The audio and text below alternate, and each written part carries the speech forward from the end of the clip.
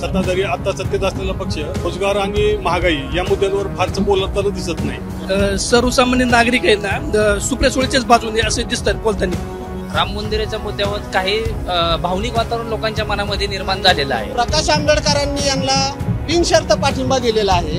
तर प्रकाश आंबेडकर ज्या ठिकाणी उभे आहेत त्या ठिकाणी राष्ट्रवादींनी त्यांना पाठिंबा का देऊ नये? पुणे सोलापूर महामार्गावरती असलेल्या यवत गावामध्ये मी आहे. हे गाव बारामती लोकसभा मतदारसंघाचा भाग असलेल्या दौंड तालुक्यामध्ये येतं आणि या ठिकाणी आपल्यासोबत स्थानिक पत्रकार असणार आहेत इथल्या राजकारणावरती निवडणुकीवरती बोलण्यासाठी. खरं तर निवडणुकीचा हंगाम हा पत्रकारांसाठी सुगीचा मानला जातो, कारण या निवडणुकीच्या काळामध्ये आपलं विश्लेषण करताना पत्रकार आपण पाहतो सो कॉल्ड सेलिब्रिटी पत्रकार त्यांचं विश्लेषण स्टुडिओमध्ये बसून करत असतात. मात्र इथं आपल्यासोबत हे जे पत्रकार आहेत ते इथल्या स्थानिक लोकांशी जोडले गेलेले आहेत.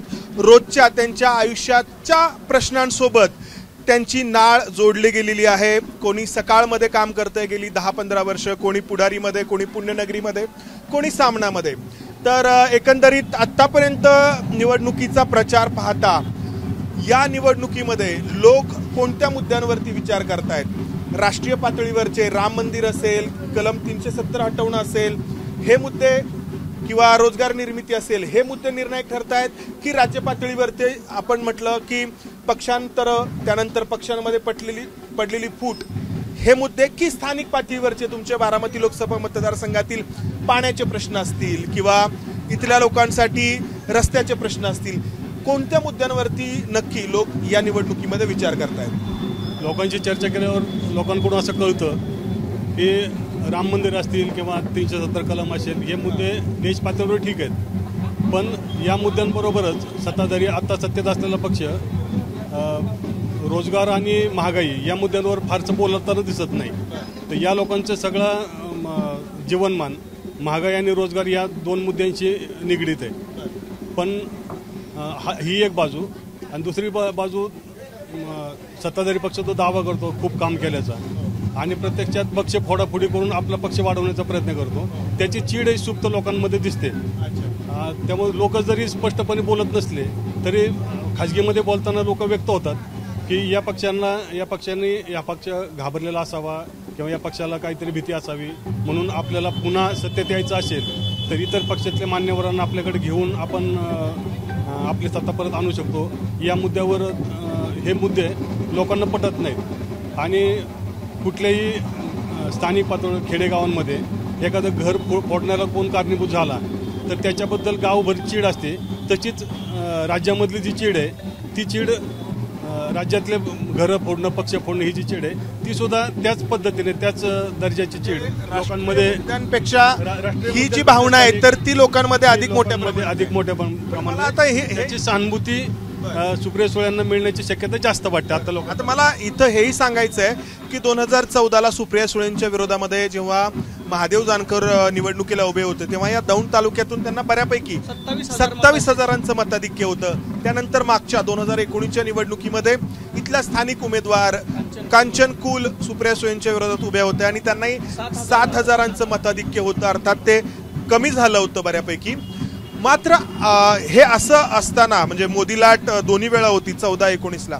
तुम्हाला आत्ता लोक काय विचार करताना जाणवत आहेत? 14-19 सारखीच परिस्थिती आहे की हे जसे म्हटले तसे इथले स्थानिक मुद्दे जे आहेत याबद्दल लोक विचार करतायत? आता सर 2014ची जी परिस्थिती होती म्हणजे जे देशभरात परिस्थिती होती त्याच काही प्रमाणात बारामती लोकसभा मतदारसंघात परिस्थिती होती आणि त्यावेळी महादेव जानकर विरुद्ध सुप्रिया सुळे अशी लढत झाल्यानंतर असं वाटत होतं की शरद पवारांचा जो बालेकिल्ला राहिलेला आहे वर्षानुवर्ष बारामती लोकसभा मतदारसंघ तो यावेळी भेदला जाईल आणि महादेव जानकर विजयी होतील.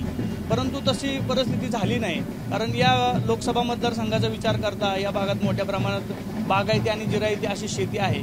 खडकवासल्याचा थोडा शहरी भाग सोडता आणि बारामती शहराचा थोडा भाग उघडता बऱ्यापैकी शेतीशी संबंधित लोक आहेत आणि शरद पवार ज्यावेळी देशाचे कृषी मंत्री राहिले त्यावेळी त्यांनी फळबाग लागवडीविषयी राबवलेलं धोरण, त्यावेळी केलेली कर्जमाफी, यामुळे या भागातील मतदार वर्षानुवर्ष शरद पवार यांच्यासोबत राहिलेला आहे.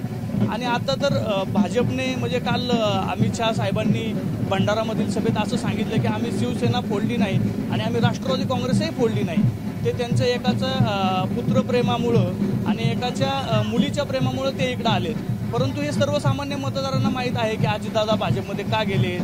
त्यापूर्वी तुम्हाला जाणवतं? हा अच्छा. माझ्यापेक्षा सर्वसामान्य लोक देखील आता टीव्ही माध्यम. अच्छा, तुम्ही पुढारी वृत्तपत्रासाठी काम करता, तुम्ही सकाळ वृत्तपत्रासाठी काम करता, तुम्ही सामना वृत्तपत्रासाठी काम करता. स्थानिक लोकांशी जेव्हा बोलणं होतं तर मला तेच विचारायचं की लोक काय विचार करतायत आत्ताच्या घडीला. कारण माध्यमांमधून किंवा सोशल मीडियामधून जे काही चित्र समोर येतं तर ते बऱ्यापैकी शहरी पद्धतीचं राहतं. ग्रामीण भाग आहे हा सगळा. तर काय लोक विचार करतायत, कुठल्या मुद्द्यावरती ते मतदान करतील असं तुम्हाला वाटतंय? शरद पवार यांचा पक्ष भाजपने फोडल्यामुळे सर्वसामान्य नागरिकांमध्ये एक प्रकारे चिड आहे. त्यामुळे सर्वसामान्य नागरिक आहे ना सुप्रिया सुळेच्याच बाजूने असे दिसतात बोलताना. आणि शरद पवार 83 वय झाले परंतु ते आपल्या मुलीच्या बाजूने रात्रंदिवस ते झटतायत.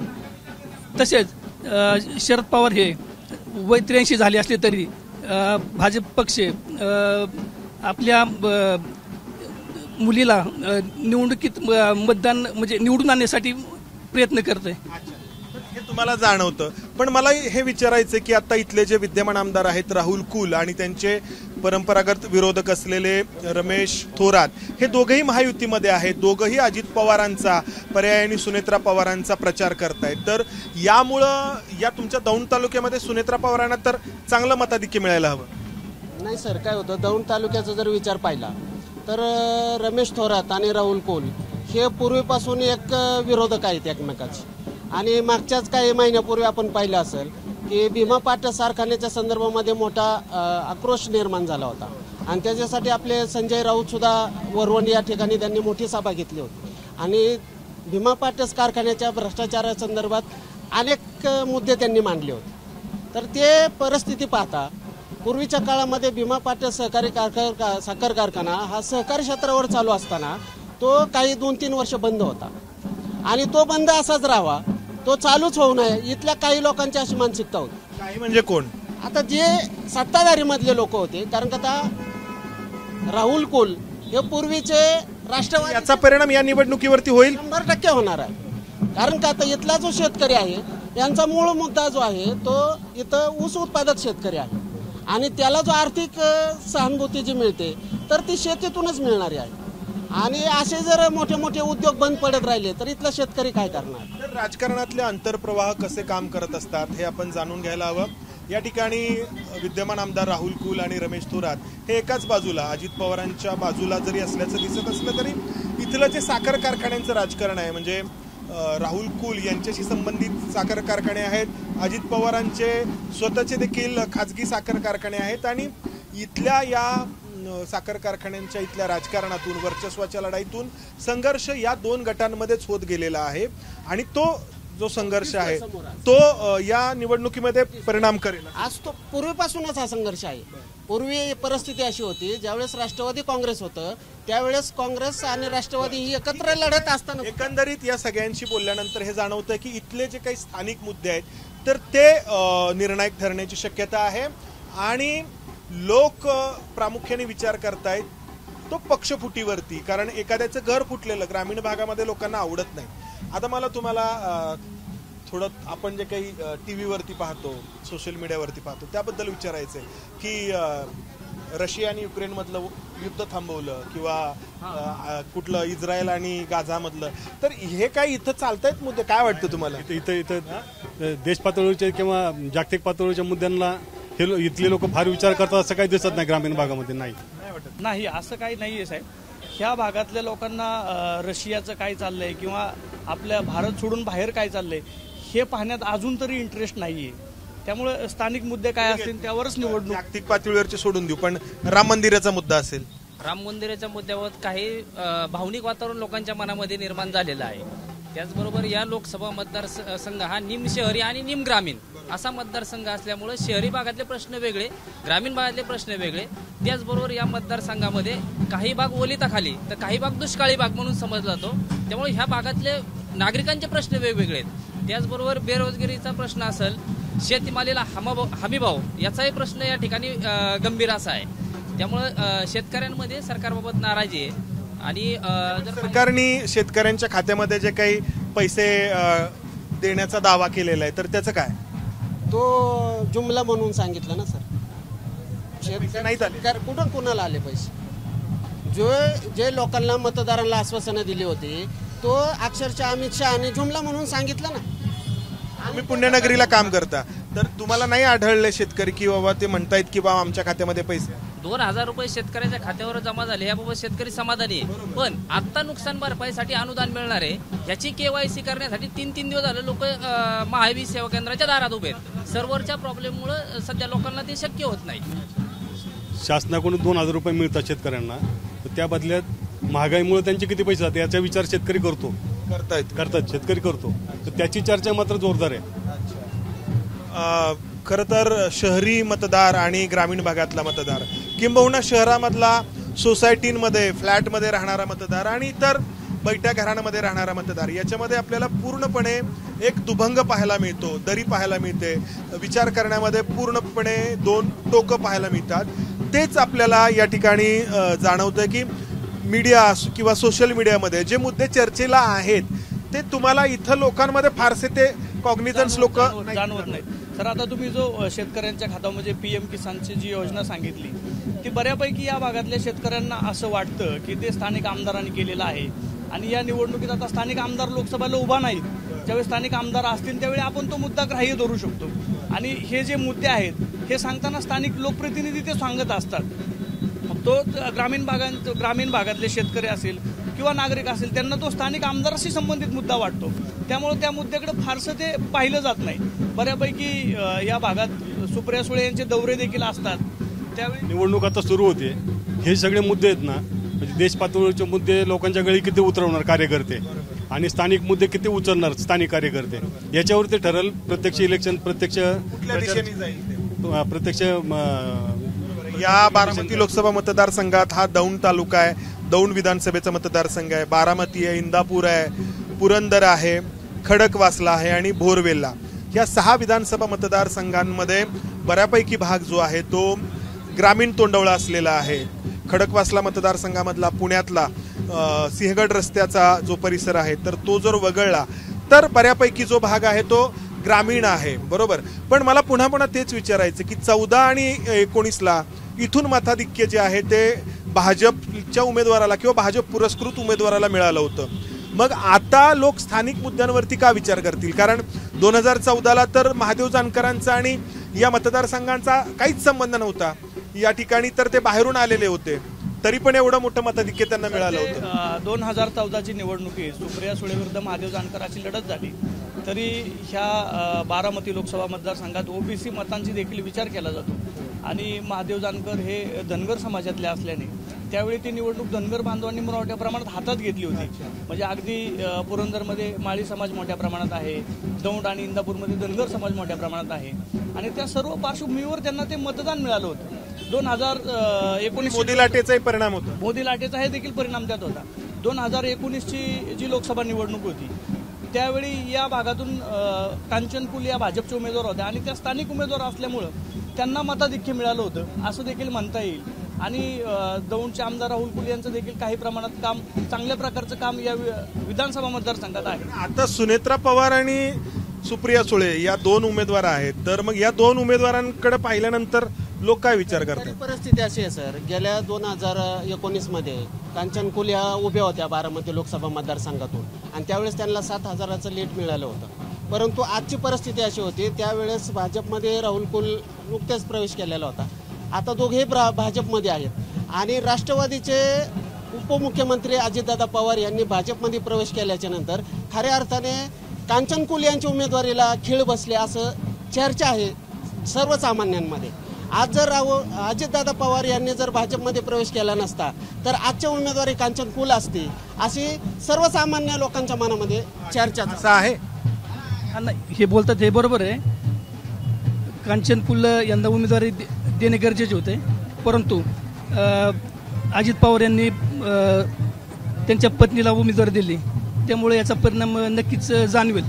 आता आता माजी आमदार रमेश थोरात यांनी मी प्रश्न विचारले होते, तर त्यांनी 50,000 आम्ही दौंडमधून लीड देऊ असं त्यांनी बोलताना सांगितलं, परंतु असं काही होणार नाही, लीड एवढं होणार नाही. आता बघा, आम्ही इथे स्वतःच्या पैशांनी चहा पितोय, म्हणजे पत्रकारांबद्दल आज काही फारसं बरं बोललं जात नाही, पण आणि या सगळ्यांची चर्चा केल्यानंतर जो एक सूर या ठिकाणी आळवला जातोय, तर त्याच्यातून काही जण काहीतरी वेगळा अर्थ काढू शकतात, पण या ठिकाणी खरंच जी काही परिस्थिती आहे ती जाणून घेण्याचा प्रयत्न केलाय. बरोबर आहे, महादेव जानकरांना ती 25चं लीड मिळालं होतं ना, त्याला खरी 4 कारणं आहेत. एक तर मोदींची लाट होती, नवीन काहीतरी लोकांना मिळत होतं. दुसरं राहुल कुल, वासुदेव काळे आणि नामदेव ताकोने हे 3 उमेदवार आहेत ना, ते भाजपकडून तिकीट मिळेल या आशेवर जोरदार काम करत होते. मग त्या नामदेव ताकांना वाटायचं मला तिकीट मिळेल, वासुदेव काळेंना वाटायचं मला तिकीट मिळेल, आणि राहुल कुल राष्ट्रवादी सोडायच्या मनस्थितीमध्ये होते, आणि त्यांचाही पूर्ण प्रयत्न होता की हे तिकीट मिळायचं महादेव जानकरांकडून. त्या प्रयत्नामध्ये ह्या सगळ्यांच्या कामाचं यश महादेव जानकरांना 25,000 2014ला.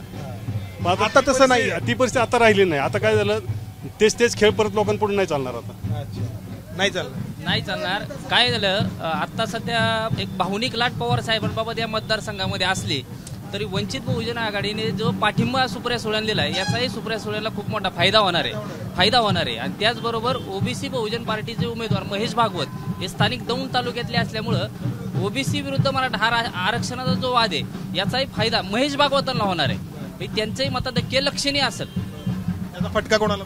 सुनेत्राताई पवारांना.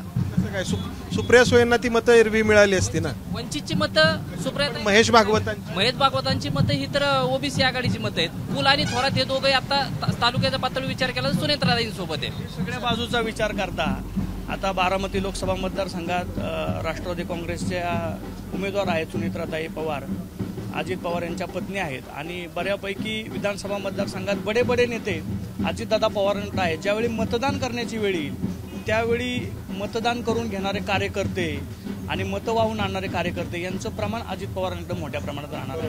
हा एक ह्या निवडणुकीतला सगळ्यातला महत्त्वाचा मुद्दा. बरोबर आहे, कारण मतदान करून घेण्यासाठी जी यंत्रणा लागते तर ती पूर्णपणे महायुतीच्या ताब्यामध्ये आहे. महाविकास आघाडीकडे जरी लोकांची सहानुभूती असली तरी लोकांना मतदान केंद्रापर्यंत घेऊन जाणं आणि त्यांच्याकडून मतदान करून घेणं, ज्याला बूथ मॅनेजमेंट हा शब्द वापरला जातो, तर त्याचं काय? बूथ मॅनेजमेंटला